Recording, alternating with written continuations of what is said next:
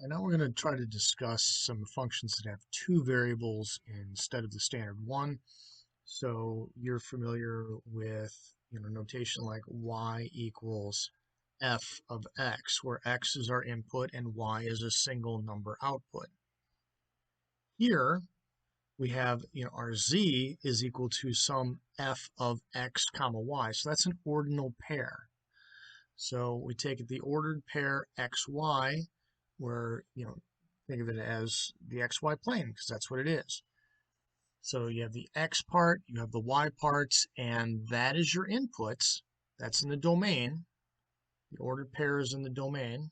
That's what this means. And the output will be a single value if it exists at all.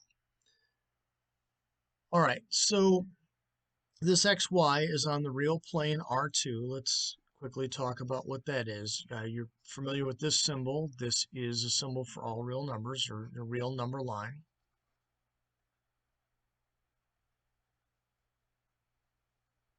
This R2 stands for the real number plane.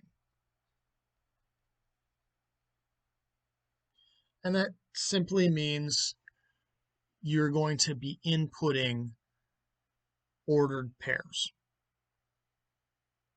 Okay, so we've got a little picture down here.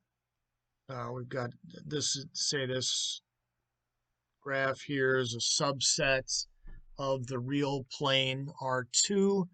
We take a point from it, an xy point, and we land on a specific point z. So a value for z given that specific ordered pair.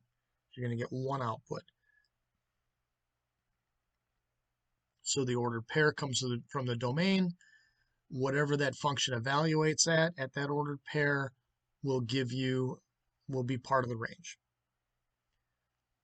So the instructions for a couple of the homework problems are below. It says find the domain. We're going to talk about the range as well. I know they've got some questions that deal with the range.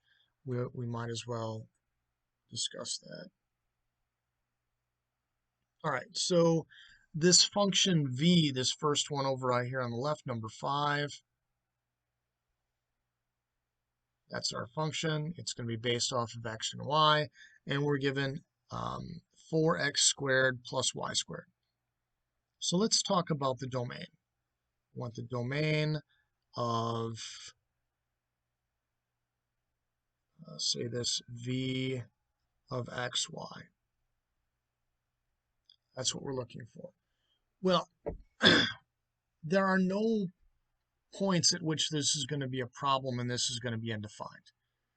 So we look at 4x squared. There's no problem with that. There's no point where we're going to get an undefined value. It's essentially, if that were it by itself, it's polynomial. Same thing with y squared. We can put in any value for y. We can put in, now if we put in -1 for y, we'll get the same answer as we get 1, but that's fine. Both -1 and 1 work. So this, the domain, anything's going to work, right? So all the real number plane, any possible ordered pair you can think of, any combination of x and y you can think of is going to work for this. We're going to get a value. Now the range, however,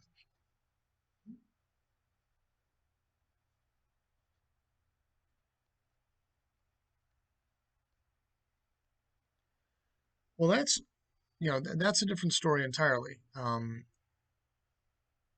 You look at any input, and we're never going to be able to get a negative number. The x squared value has got to be greater than or equal to 0. So notes.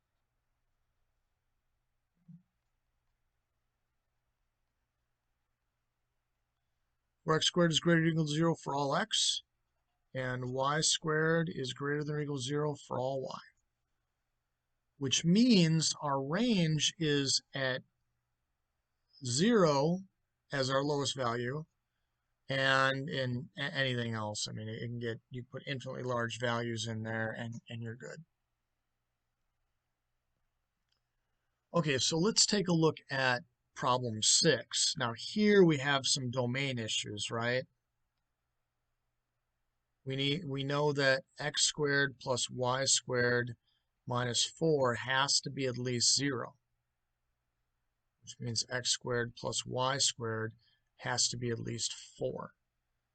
And that can certainly happen. I mean, again, we just discussed that we can't even get those values to be below 0, so we don't have to worry about that. But, and again, if we take larger values, it's no problem. So we kind of write the domain like this. So the domain of our function, this one's labeled f, it looks like. The domain of that, so this is going to be the set. I'm going to use set notation for this. All right, so the set of R2,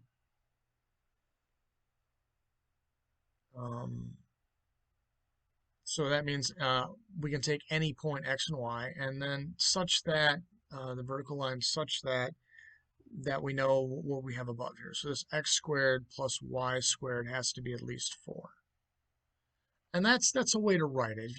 If you prefer, instead of the mathematical notation, to just write out what it means, that's fine too. Now let's take a look at the range.